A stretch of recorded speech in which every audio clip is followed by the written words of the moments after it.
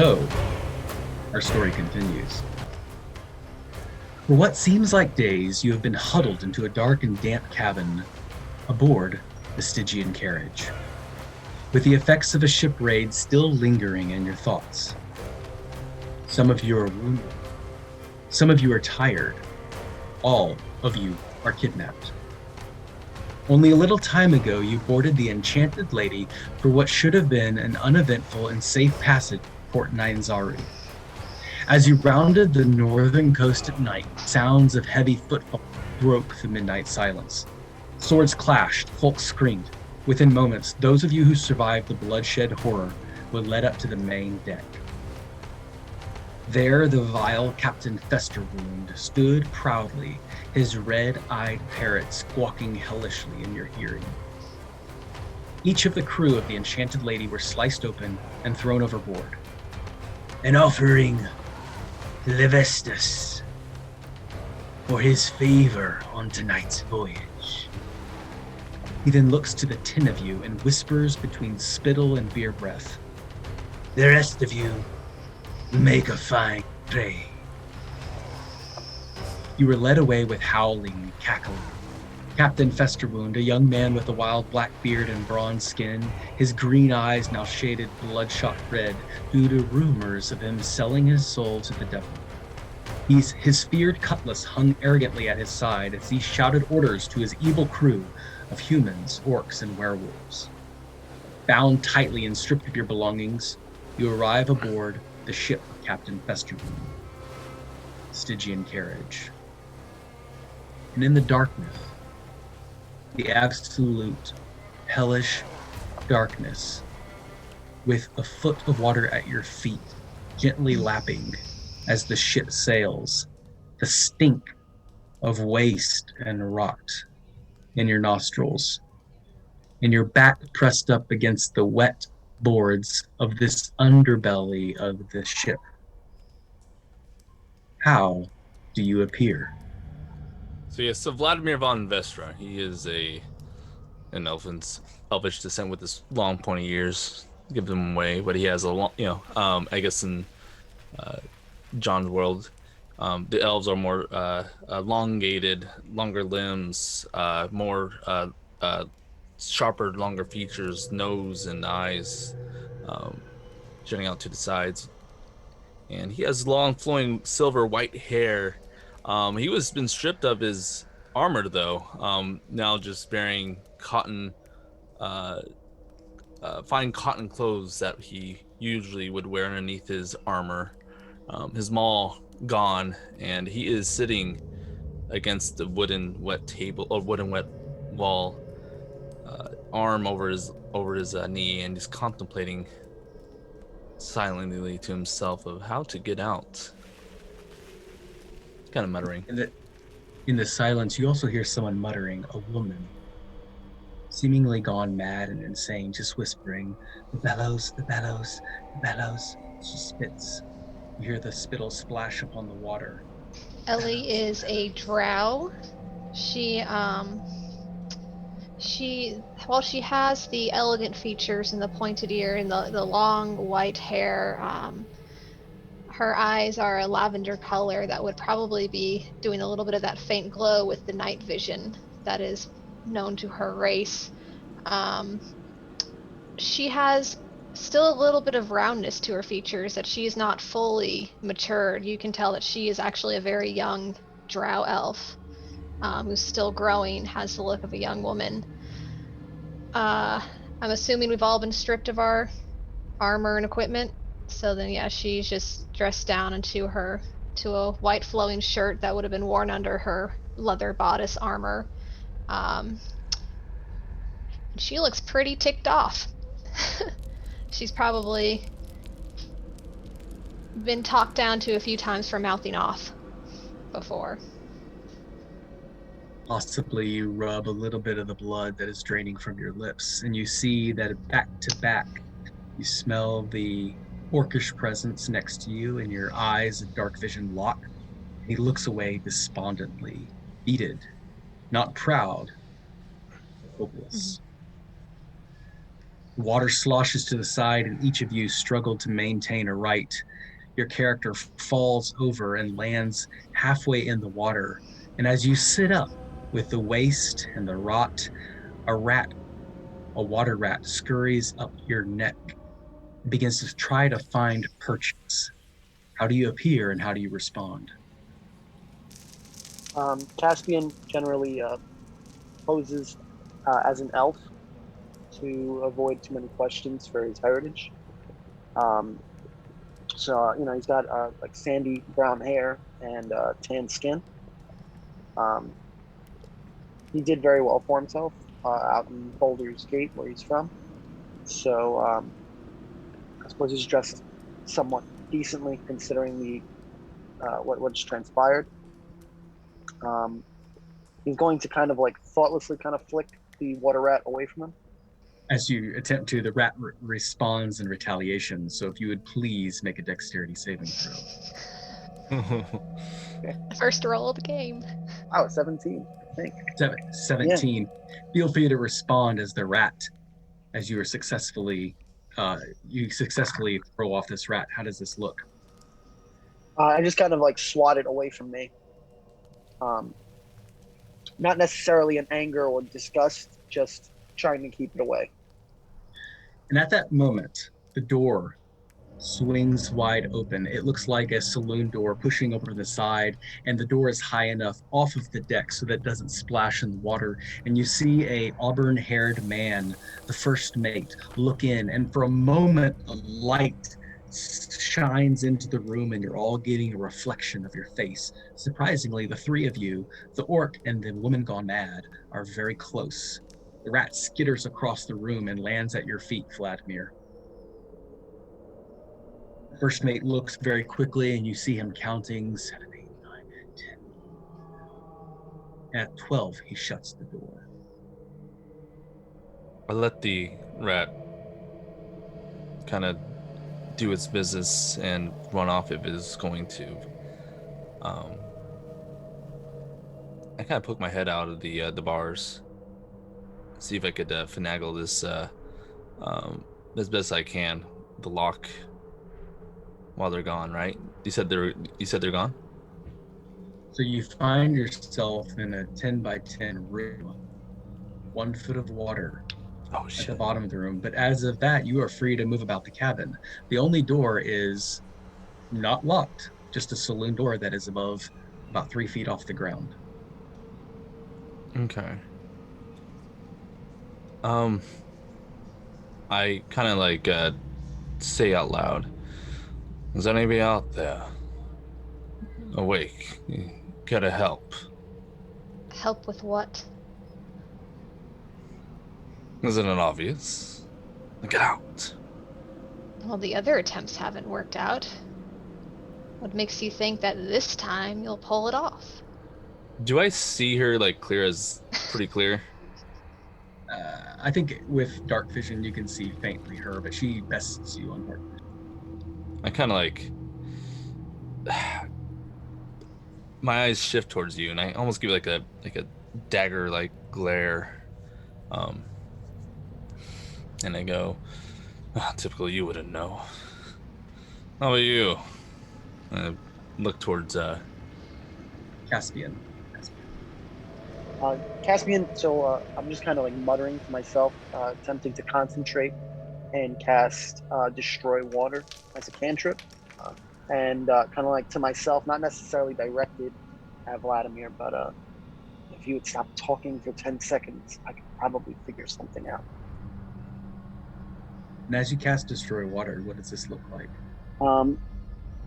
Caspian's just kind of hunched over, and it almost looks like he's talking to himself, and like almost like into his hands as he's looking down at the water. How much of it do you destroy? I'm trying to destroy as much that's as currently within my cell. Begins to bubble.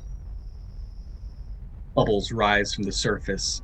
The water begins to heat up. All of you feel the temperature beginning to rise in this room as the water begins to evaporate and just bellow with steam.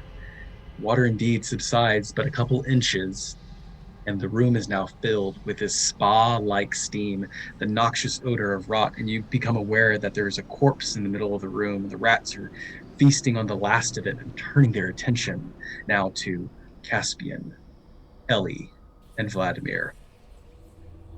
No, you trying to help us or not? Hey, he's doing good work here. There you go, Cass. I pat him on the shoulder because we've met before. Clearly. Oh, I'm gosh. happy. Is there like a porthole or anything? Anything going Good outside question. of the ship? You look around a little bit and you notice that the water indeed is coming not from a porthole, but from a very series of ill-slatted wood. But not enough for me to get a corpse through. Not enough for that. Okay, gotcha. Vladimir, what are you paying attention to as this scene unfolds? I'm trying to find. Gosh, I guess we're on a bottom hole. Is there like some loose wood I could kind of take apart on the side? I don't know, like loose or rotting. It's pretty nasty down here, I'd imagine. Yeah, you know you're underneath the ocean at this point. But this is the underbelly of the ship that glides under the surface of the water. Okay, so is there like somewhere on the ceiling I've been looking at that could kind of like maybe rip open?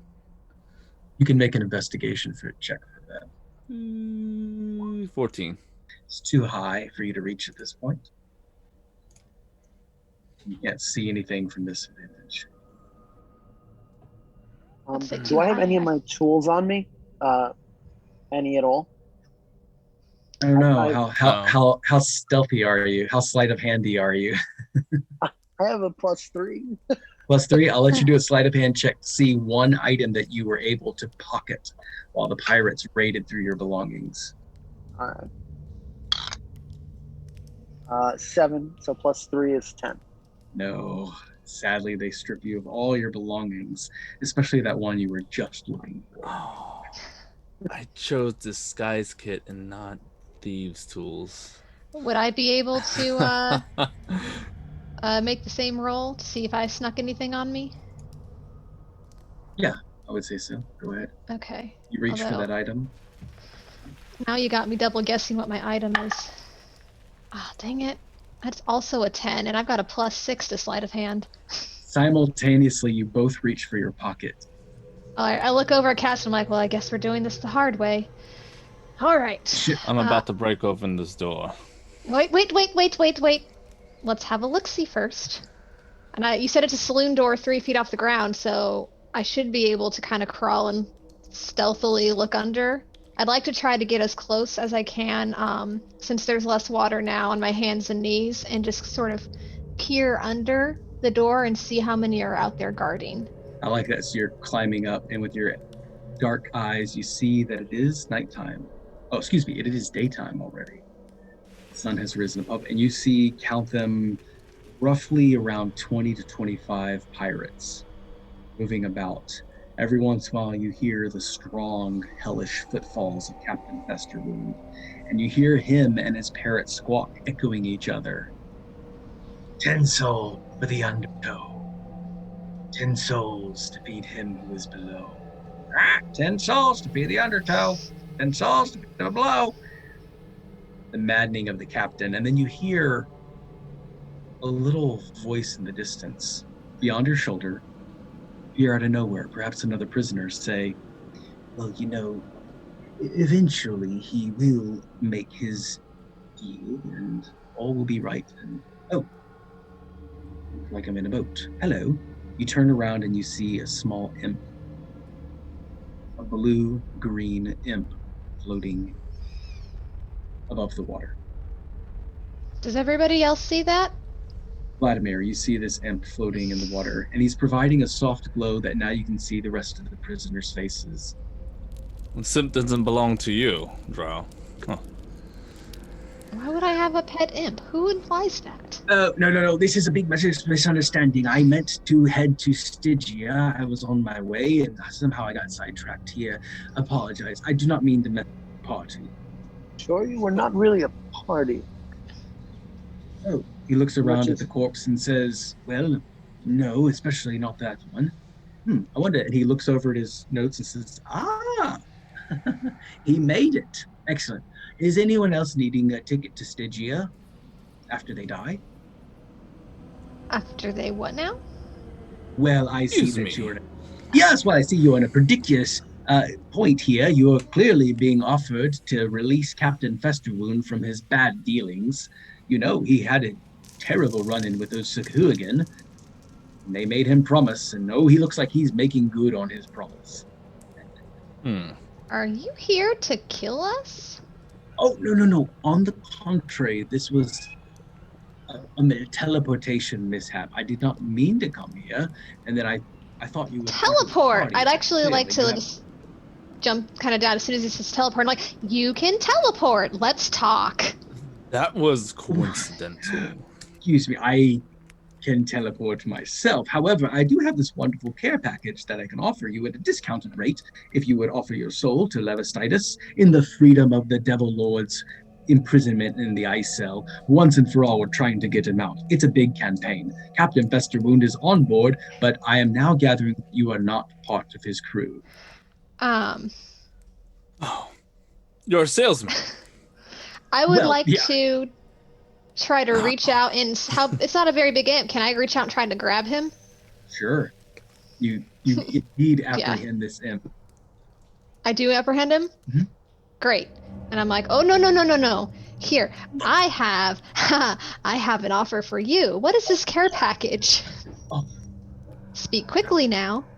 And then his neck kind of snaps in half so that his vocal cords can now operate as you hold him. Okay. And he begins talking out of one side of his begins talking out of Yeah. one side of his ear, and his mouth is just completely still. And you hear the voice saying, like, Okay. look, Festerwound just got himself into a bad deal. He's one of our guys. He's the good guys. He's trying to free Levistitis, doing his part, but he for his life, the Sahuagins had him cornered. And he simply said, if I would just offer 10 bodies to their shot god, Sokola, a little sacrifice in exchange for my own, I could be free. The only problem is the Sahuagins kept him at his word and did not allow him to travel beyond these seas until he made good on his promise. And he kind of looks around and sees the 12 of you. And I think he's about to make good on his promise. If you join Levistitis' team, I can offer you a boon of some sort, a little guidance every once in a while. Nothing fancy.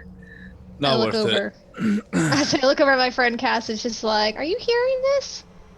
Oh, you Look, can. I don't know if you understand your predicament, little friend, but I have you here, and I'm not inclined to release you unless you are inclined to help us be released. So you would definitely know at this point that an imp derailed on his mission would be a horrible, shameful thing. So not entirely dying, but experiencing shame upon his plane would be a horrible demotion being captured by a simple mortal. How do you proceed? I'm holding on to him. Okay. I wouldn't test the drow. He looks over and sees the combined efforts of you both and says, well, let me offer a free bit of information then. A little chink in the armor. Mm-hmm. Promise to release me. I make no promises until I hear what you have to offer. Seeing as he has nothing to do, feeling tight grip in the firmness of your voice, he says, First mate, Aaron, the sandy-headed fellow. He's looking for a way out. Get him into your corner. He'll be the chink in Captain Festerwound's armor. But you didn't hear from me.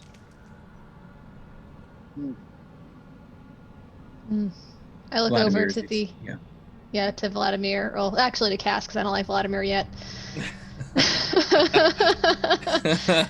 What do you think? It was oddly vague. I don't know. You can't do anything else for us? Sneak me something? Anything? Perhaps a set of tools, perhaps? Oh, yes. Bring us our tools. Okay. See, I'll let you do a persuasion check with advantage, Caspian. Oh, a 15. And then with persuasion, 17. The advantage was terrible. It was a 13. It was worse than the first. Okay. And it didn't seem successful. It was just how successful was he going to be? And he says, I can teleport and plane shift pretty well if you just tell me what I'm looking for. And he looks to each of you, offering one item each that he can bring. And with the information I gave you about Aram, I mean, come on, I work for Levistitis. Captain Festerwound works for Levistitis. I practically undercut my employer. You've got to let me out here. I'll get you 3 items, and then we'll be done. And can I get that in writing? And he holds a piece of paper to each of you. You just have to say yes. Oh, well, I believe I'm sold, but In the words, your name magically appears on the scribe. I suppose that's good enough, and I let him go. So, and he looks to each of you for the one item he would fetch for you. Making a deal with that imp, Corlin would not be pleased, but... Do you want to get out of here or not, Elf? Look, Fine. you know what? You can do your own thing. I don't care. Don't tell me what to do, Drow. And I get the pen and that he's offered and write down my name and say Maul. Give me my Maul and all. All in all, excellent choice. He looks to you, Ellie. I know, and I can't decide if I want my thieves' tool or my daggers. Or my dagger. I would recommend your daggers. Let me handle the tools. Okay, I will take one of my daggers. Because I have a Very good. pair of them in my inventory. All right, and Caspian. Just a nice set of thieves' tools. Okay. Yeah, the imp disappears from the room. A moment passes. Second moment passes.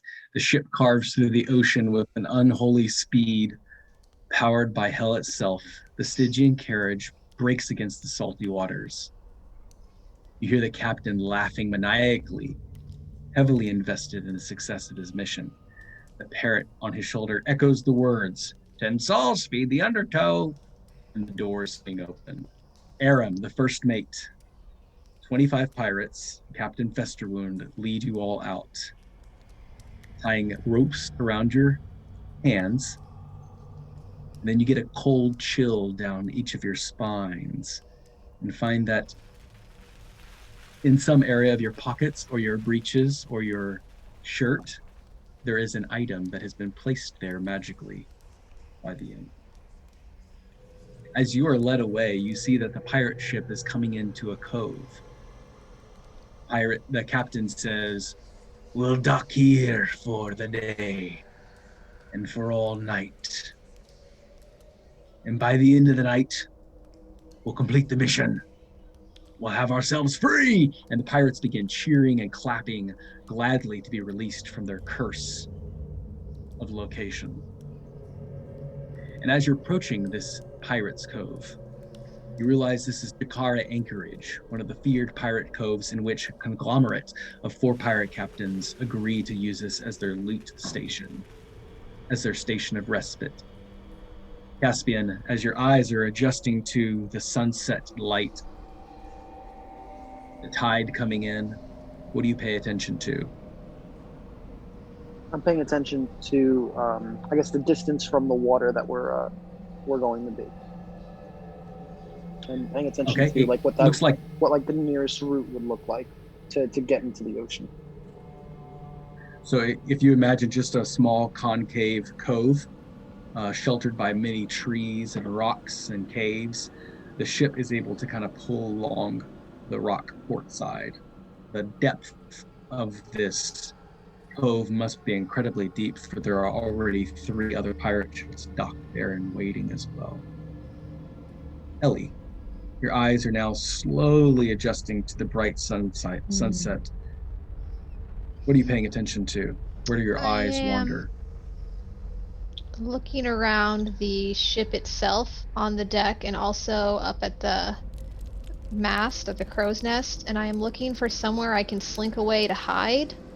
And I'm also looking to see kind of what the countenance of the crew are. Are they drunk? Are they attentive? Are they how well are we being guarded? Werewolf guard kind of bumps against Your back, his chest bumps against your back, and he gives you a knowing smile and says, "Sit tight, little drow. We'll be there soon enough." You see that the crew is mostly, there are maybe one or two slobbering drunks, but for the most part, 22 solid, excited and ready for a night of respite. As you look around this ship, you are quite well surrounded. They've got you up front on the front side of the ship, pressed in. All the crew eagerly awaits the board, with your hands tied in front of you, and then looped to another pirate. That is your predicament. Okay. Vladimir. When the You know werewolf how to guard mine turns them all. away, I'd like to stick my tongue out at him. I give you a little snarl.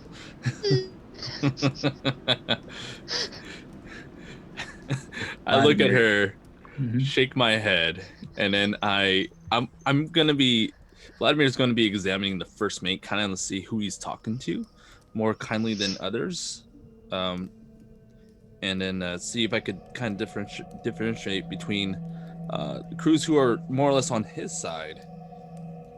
This like their body language or how they're talking to him, like more friendly, or if he's more friendly with them, or more, I guess, disdain. I guess look in his eyes. He Or is on the just opposite side of the ship. oh shit! So I can't see While him. everyone, well, no, you can see him clearly. Where the crew is gathered around Captain Festerwound, his first mate, who normally at the captain's side is off alone, sulking, slinking, quietly muttering to himself. Okay. He seems very much alone during this time, busying himself with re-roping a rope, readjusting a sail that has already been tested and proved. So is there any other crew member kind of being in aloof? No, you see the other two drunks. At this point has found a place where no eyes are paying attention to him, and he gets for a moment to remove himself from this ungodly situation. I look back at the drow. You have a Give her a moment. look. Look at the sun setting. And then I kind of whisper underneath, if only I had my maul right now. This would be over. Are they all bunched up together? Yeah. Yes, Like they are. As I have described, they are like a pressed up eagerly 20-foot on all bunch? sides. Yeah. I mean, there is everyone around you. You've indicated that you're close enough to Ellie. Caspian at this point has not revealed his location, so that's up for grabs. Oh, Drow, I'm if you're in sensing the moments pass. Oh, okay. Sorry. I'm sensing the moments pass, but I'm feeling the tension rise between you and Ellie and Caspian. You all confer and look at each other in some form of communication. I'm gonna be looking like trying to indicate to Vladimir, like, check your pockets, you know. As soon as I get my maul, I'll be singeing that whole group in one fell swoop. Okay. Are you... Now, that one fell swoop isn't gonna, destroy the ship out from underneath us, is it? No, just the top. You don't know how ships work, do you? Okay. Let's maybe not just murder everybody immediately. The pirates begin singing a song, raising the volume, allowing you to speak in less than hushed tones. Okay. All right. So Excuse we me, need in to more get than out. that. We're bound now, right? I'm going to use the thieves' tools that I think the imp was able to sneak to me. And I'm going to try to cast one of the right tool. I'm going to use the right tool for the job. So whenever I have thieves' tools or any artisan's tools in my hands, I can magically create one set of artisan's tools in an unoccupied space within 5 feet of me. So I'm trying to create thieves' tools for Ellie so that we can, that she can get us out of here. Okay. How do you do that? Well, first I'm going to try to wiggle my way into getting my thieves' tools. I'm not sure how much, How tall are about you? I'm about 6 feet tall. Okay.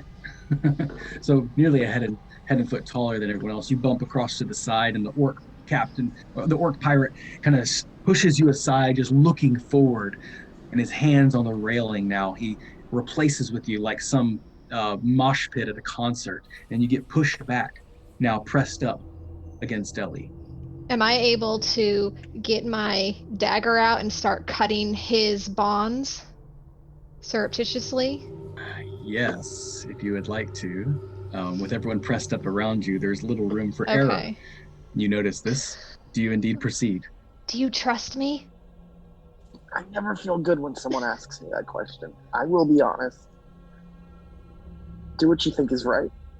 No? Okay. No, Yeah, no, sure, why do not? what Let's you do think it. is right. Yeah, no, it's fine. I'm gonna try to cut his bonds. Make your sleight of hand check. You're going for an 18. That'd be 17 plus 6. Oh, Yes, you find that the ropes just gently slide down your legs, your pants, and you hear that just wonderful plop of the rope falling on the ground. I'm going to immediately try to grab my thieves' tools. And I'm just going to go straight for trying to free her hands as well. Okay? With these thieves' tools. Yeah. Okay. You must also make a sleight of hand check. Fair is fair. 18 is the DC. Oh, boy. I'm so sorry in advance. So that's a 4. Hey, what are you doing? And he grabs you up by the throat, and he pulls you aside and sees that your bonds have been cut. The party instantly breaks. oh shit.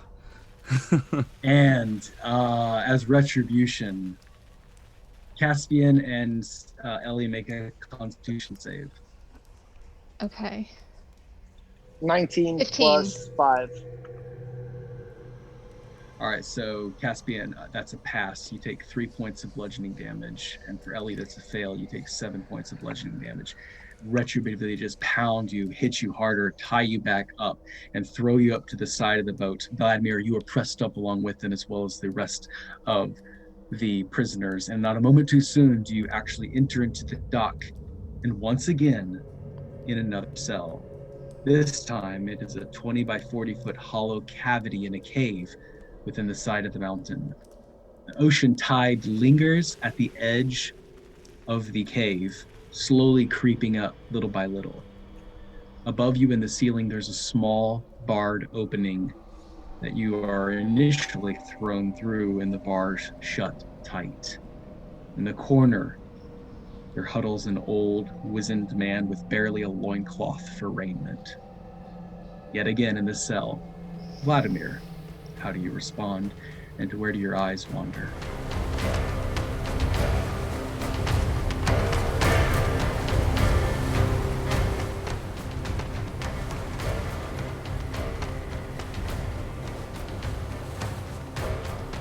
Hi, this is Jonathan with Sojourners Awake. You have just listened to the first part of Escape from Skull Island, a two-shot series that we performed at Sojourners Awake. I hope you enjoyed this episode following Vladimir, Ellie, and Caspian as they escape the Stygian Carriage from the clutches of the insane and evil Captain Festerwound. Thanks again to Tabletop Audio for their wonderful background sounds and ambiance. You can find them at www.tabletopaudio.com. And may your story continue.